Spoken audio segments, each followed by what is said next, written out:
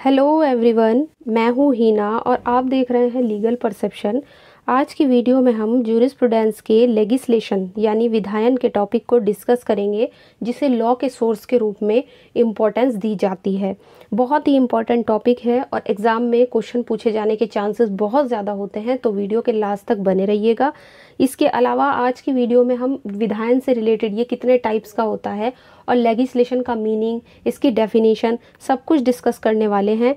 आगे बढ़ने से पहले आपके लिए एक ज़रूरी इन्फॉर्मेशन। तो आपके लिए ज़रूरी इन्फॉर्मेशन ये है कि जूरिस्प्रूडेंस के नोट्स सिंपल लैंग्वेज में और हिंदी में तैयार हो चुके हैं, जो मैंने खुद तैयार किए हैं और पीडीएफ फॉर्म में है, जिन्हें आप प्रिंट करा सकते हैं।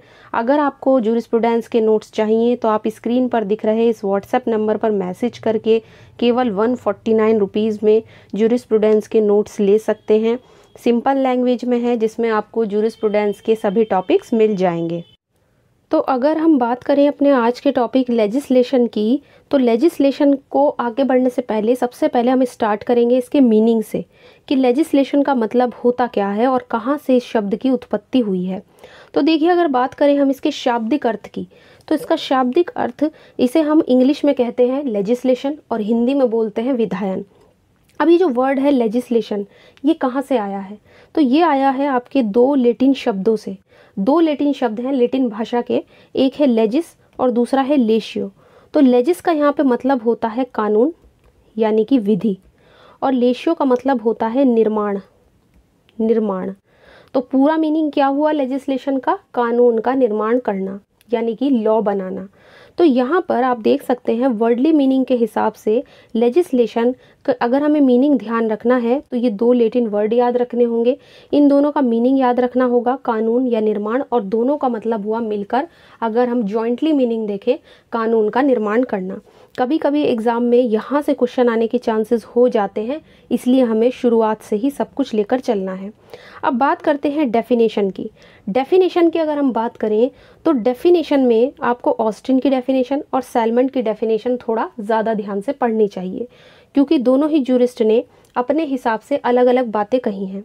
अगर बात करें ऑस्टिन की, तो ऑस्टिन ने लेजिस्लेशन का मतलब बताया है कानून के निर्माण की प्रक्रिया, यानी कि लॉ को बनाने में, उसको क्रिएट करने में, उसको बनाने में जिस भी प्रोसीजर को फॉलो किया जाता है, जिस भी प्रक्रिया को अपनाया जाता है, उसे ही इन्होंने कहा है लेजिस्लेशन, उसे कहते हैं विधायन।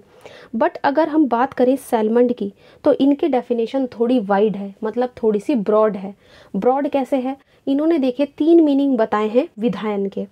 पहला जो मीनिंग है सामंड के हिसाब से, वो है कानून में वृद्धि, संशोधन या न्यायिक निर्णय। इन्होंने कहा है कि हर तरह के जो विधायन की जब हम बात करते हैं, तो विधायन में सभी तरह के विधायन आ जाते हैं, यानी हर तरह का लेजिस्लेशन आता है और वो सारी चीज़ें आ जाती हैं विधायन में, वो सारे मेथड, वो सारे तरीके आ जाते हैं जो कानून को बनाने में अपनाए जाते हैं। इसमें इन्होंने कहा है कि उसमें कानून में वृद्धि भी आ जाएगी, कानूनों में संशोधन भी आ जाएगा, और जो भी कोर्ट जजमेंट्स देती हैं वो भी आपके लेजिस्लेशन में आते हैं। दूसरा मीनिंग सामंड ने विधायन का बताया है, कानून के निर्माण में व्यवस्थापिका की इच्छा बहुत ही ज़्यादा शामिल होती है। यानी कि इनका कहना ये है कि विधायी की जो इच्छा होती है, जो लेजिस्लेचर की विल होती है, वो भी लॉ मेकिंग में शामिल है। जैसे मान लीजिए आप किसी देश के साथ अगर संधि करते हैं, तो उस ट्रिटी पर अगर कोई लॉ बनाया जाए, ये तो ज़रूरी नहीं है ना कि आप किसी देश के साथ अगर कोई संधि कर रहे हैं तो उस पर लॉ बने ही बने, ऐसा तो नहीं है ना। तो ये भी इन्होंने कहा है कि ये भी एक तरीके का लेजिस्लेशन होता है, कि विधायी की जो इच्छा होती है, लेजिस्लेचर की जो इच्छा होती है, उसको भी आप कहोगे कि ये एक लेजिस्लेशन है, इसलिए इन्होंने उसको भी लेजिस्लेशन के अंदर ही माना है। तीसरा इम्पोर्टेंट है आपका व्यवस्थापिका के द्वारा निर्मित कानून, यानी कि आपका जो भी हमारी पार्लियामेंट है, हमारा लेजिस्लेशन लॉ बनाती है, या जो भी हमारे कोर्ट है, कोर्ट के लिए जो लॉ बनाए जाते हैं, जो रूल्स बनाए जाते हैं, वो भी किसके द्वारा? हमारे लेजिस्लेचर के द्वारा, ताकि कोर्ट उनको फॉलो करे, है ना, कोर्ट उनको अपनाए। तो इस तीसरे मीनिंग में उन्होंने ऐसी चीज़ों को लेजिस्लेशन के रूप में शामिल किया है। तो एक बार और रिवीजन कर लेते हैं। पहले पॉइंट में सामंड ने क्या बताया है कि कोई भी मेथड, कोई भी तरीका जो लॉ बनाने में यूज़ होता है उसको इन्होंने लेजिस्लेशन कहा है, जिसमें हर तरह की चीज़ें आ जाती हैं। दूसरे में इन्होंने बताया है कि जब हम जो भी हमारे विधायी होते हैं उनकी जो भी विल है, जो भी हमारे लेजिस्लेचर की इच्छा है, उसको इन्होंने लेजिस्लेशन कहा है। और तीसरे में हमारी व्यवस्थापिका जो भी लॉ बनाती है ताकि कोर्ट के द्वारा उसको फॉलो किया जाए, जो भी रूल्स, जो भी लॉ बनाए जाते हैं उसको भी लेजिस्लेशन कहा गया है। तो ये 3 मीनिंग बताए हैं सामान्य ने। अगर पहले वाले मीनिंग को देखें तो ये सबसे ज़्यादा वाइड है, सबसे ज़्यादा विस्तृत है, क्योंकि इसमें इन्होंने सारी चीज़ें शामिल कर दी हैं इसकी डेफिनेशन में। तो इस तरीके से आई होप ये डेफिनेशन आपको क्लियर हो गई होगी। अब बात कर लेते हैं लेजिस्लेशन के टाइप्स की, कि विधायन होता कितने प्रकार का है। विधायन के प्रकारों को जानना हमारे लिए बेहद ज़रूरी है, क्योंकि विधायन के प्रकार बहुत ज़्यादा एग्जाम में पूछे जाने के चांसेस होते हैं। अब सबसे पहले बात करते हैं सर्वोच्च विधायन की। जो सर्वोच्च विधायन होता है, यानी कि सबसे सुप्रीम लेजिस्लेशन जो होता है, इसमें आपका वो लेजिस्लेशन आता है जिसे एक सुप्रीम अथॉरिटी के द्वारा बनाया जाता है, यानी कि एक ऐसे स्टेट की सॉवरेन पावर के द्वारा इसको बनाया जाता है, या जिसकी उत्पत्ति सर्वोच्च सत्ता से होती है, जो किसी दूसरे अधिकारी के द्वारा उसको निरस्त नहीं किया जा सकता। यानी कि एक ऐसा लेजिस्लेशन जो सुप्रीम लॉ के द्वारा, मतलब सुप्रीम पावर के द्वारा बनाया जा रहा है, या स्टेट की सॉवरेन पावर के द्वारा बनाया जा रहा है, उसको कहेंगे हम सुप्रीम लेजिस्लेशन। और ये सबसे इम्पॉर्टेंट होता है, ठीक है ना। अब यहाँ पर ये तो हो गया आपका वो वाला लेजिस्लेशन जो किसी सुप्रीम पावर ने बनाया है और जिसे किसी अधिकारी के द्वारा निरस्त नहीं किया जा सकता। दूसरा है आपका अधीनस्थ विधायन। अधीनस्थ विधायन वो होता है जो विधायन किसी संप्रभु शक्ति के द्वारा नहीं बनाया जाता, बल्कि उसके अलावा किसी और प्राधिकारी के द्वारा भी बनाया जाता है। और ऐसे जो लेजिस्लेशन है उन्हें अगर अपनी लीगलिटी लेनी है तो वो अपनी वैधता के लिए इस सुप्रीम लेजिस्लेशन पे बेस होते हैं। मतलब इन्हें अपनी वैधता कहाँ से मिलती है? इस सर्वोच्च विधायन से मिलती है। तो उसको कहते हैं हम क्या? अधीनस्थ विधायन, यानी कि सबऑर्डिनेट लेजिस्लेशन।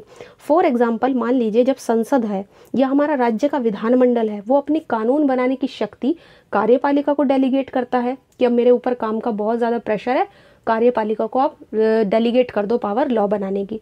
अब कार्यपालिका जो लॉ बनाती है उसको आप एक अधीनस्थ विधायन के रूप में भी मान सकते हो।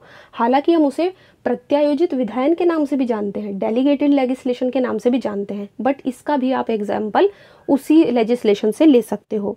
अब अधीनस्थ विधायन जो होता है ये कितने टाइप्स का होता है? ये होता है आपके पाँच टाइप के। तो अगर हम बात करें अधीनस्थ विधायन की, तो इनमें सबसे पहले आता है आपका उपनिवेशिक विधायन। उपनिवेशिक विधायन का मतलब जो कॉलोनियल लेजिस्लेशन होता है। अब कॉलोनियल लेजिस्लेशन का मतलब क्या है? तो एक ऐसा लेजिस्लेशन कि जब आपका इंडिया आज़ाद नहीं हुआ था, हमारा देश ब्रिटिश गवर्नमेंट के अधीन था, तो उस समय जो ब्रिटिश गवर्नमेंट थी उसने मतलब क्षेत्रों को, एरियाज़ को प्रोविंस में अलग अलग बांटा हुआ था, अलग अलग प्रांतों में बांटा हुआ था। और उन प्रोविंस को जो लॉ बनाने की पावर दी हुई थी, वो जो भी लॉ बनाते थे उसको कहा जाता था कॉलोनियल लेजिस्लेशन। तो कॉलोनियल टाइम में, कॉलोनियल पीरियड में जो भी लॉ बनाए गए हैं हमारे इंडिया के आज़ाद होने से पहले, जब ब्रिटिश सरकार का हमारे ऊपर प्रभुत्व था, तो उसको कहा गया है कॉलोनियल लेजिस्लेशन। दूसरा है कार्यपालिकाई विधायन। इसका एग्जाम्पल सबसे अच्छा आपका डेलीगेटेड लेजिस्लेशन है। ये हम पहले भी पढ़ चुके हैं, कॉन्स्टिट्यूशन में भी हम पढ़ चुके हैं कि डेलीगेटेड लेजिस्लेशन जो है वो कार्यपालिका या जिनको भी विधायिका कानून बनाने की पावर देती है वो लॉ बनाते हैं। तो कार्यपालिका विधायन का मतलब यही है कि जब आपकी पार्लियामेंट या आपकी लेजिस्लेचर पे बहुत ज़्यादा प्रेशर हो जाता है काम का, या किसी और कोई रीज़न होता है, वो अपने लॉ बनाने की पावर दे देती है कार्यपालिका को, और वो जो लॉ बनाती है उसी को हम कार्यपालिकाई विधायन कहते हैं।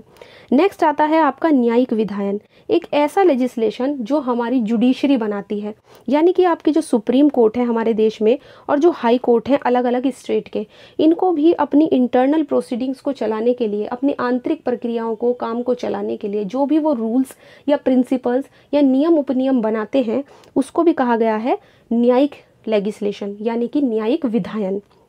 तीसरा है आपका नगरपालिकाई विधायन, यानी कि जो आपकी नगरपालिकाओं को या ऐसी छोटी छोटी जो आपकी अथॉरिटी होती हैं उनको दे दिया जाता है कि वो भी अपने काम को अच्छे से चलाने के लिए कुछ रूल्स बनाए, कुछ लॉ बनाए, तो वो अपने क्षेत्राधिकार, अपने ज्यूरिडिक्शन में जो भी रूल्स, जो भी उपविधि बनाती हैं, उसी को कहते हैं नगरपालिका विधायन।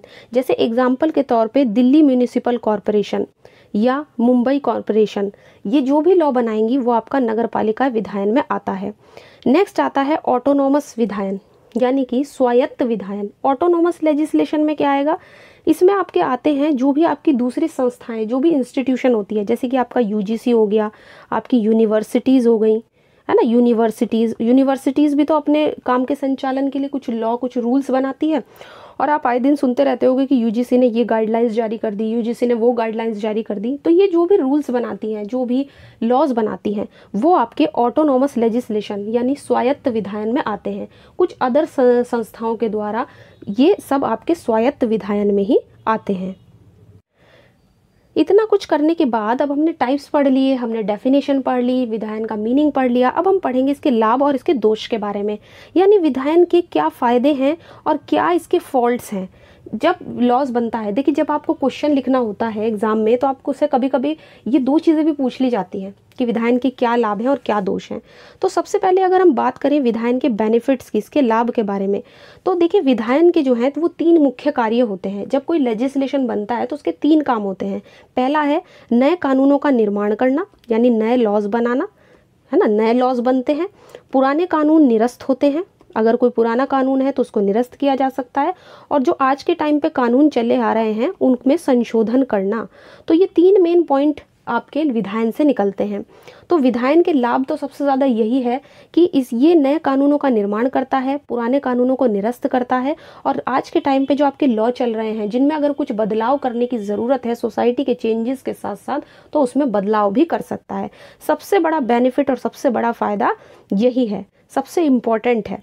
दूसरा यह है कि विधायन जो है, अगर हम दूसरे सोर्सेज की बात करें, जैसे आपका पूर्व निर्णय है या फिर आपका कस्टम्स है, अगर दूसरे सोर्सेज की बात करें तो उनकी तुलना में जो आपका लेजिस्लेशन है वो ज़्यादा संक्षिप्त माना जाता है, बहुत ही स्पष्ट माना जाता है, और आसानी से हर किसी की समझ में आने वाला समझा जाता है। और इसके द्वारा कभी भी आप कानून का निर्माण कर सकते हो, ऐसा भी इसके बारे में as a source of law माना जाता है। और ये भविष्य में आने वाली जितनी भी प्रॉब्लम्स हैं उनको भी थोड़ा सा आपका हल कर सकता है। कैसे? नए कानूनों का निर्माण करके, या पुराने कानूनों को निरस्त करके, या वर्तमान कानून में संशोधन करके। अगर बात करें हम विधायन के दोष की, तो इसके कुछ दोष भी तो होंगे। तो पहला दोष यही है कि इससे लॉ में कठोरता आ जाती है, लॉ में कठोरता आ जाती है और थोड़ी सी दिक्कतें पैदा हो जाती हैं। इसके अलावा कुछ ऐसे फैक्ट होते हैं विधायन के अंदर जिसके द्वारा बनाए गए कानून थोड़े से अधूरे होते हैं, यानी कि तथ्यों पर आधारित होने के कारण कानून थोड़े से अधूरे माने जाते हैं, और शब्दों पर ज़्यादा जोर दिया जाता है लेजिस्लेशन में, इसलिए कानूनों को दोषपूर्ण माना जाता है। तो इस तरीके से हम देख सकते हैं कि विधायन में जहाँ लाभ है वहाँ दोष भी हैं। बट अगर हम इसकी दूसरे सोर्सेज से तुलना करें, दूसरे सोर्सेज से इसका कंपैरिजन करें, तो ये औरों की तुलना में ज़्यादा अच्छा माना जाता है, और दूसरे सोर्सेज की तुलना में इसको उच्च कैटेगरी का यानी उच्च श्रेणी का माना जाता है। तो आज की वीडियो में हमने लेजिस्लेशन के टॉपिक को बहुत अच्छे से डिस्कस किया है, कितने टाइप्स का होता है, क्या इसके लाभ और दोष हैं, इसकी क्या डेफिनेशन है, क्या मीनिंग है। तो I hope as a source of law विधायन का जो टॉपिक है वो आपको अच्छे से क्लियर हो गया होगा, और आई होप आज की वीडियो आपको पसंद आई होगी। पसंद आई हो तो वीडियो को लाइक कर दीजिए, ज़्यादा से ज़्यादा शेयर कीजिए, और अगर चैनल पे नए हैं तो चैनल को सब्सक्राइब कर लीजिए। इसके अलावा आप हमें टेलीग्राम पे ज्वाइन कर सकते हैं, जहाँ पर आपको कई सारे नोट्स और PDF मिल जाएंगे। तो मिलते हैं नेक्स्ट वीडियो में।